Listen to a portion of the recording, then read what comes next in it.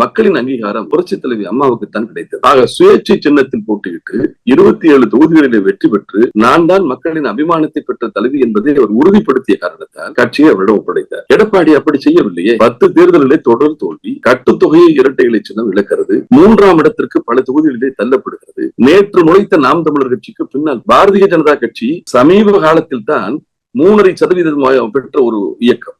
அந்த இயக்கத்தும் 81 தொகுதிகளிலே 2ஆம் நிலை.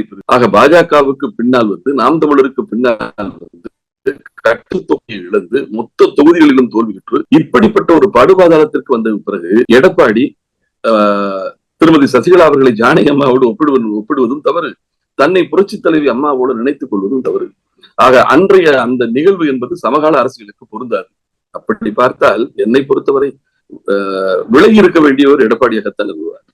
ஜானகி அம்மாவை ஒப்பிடுவது என்பது சமகாலத்திற்கு பொருந்தாத ஒரு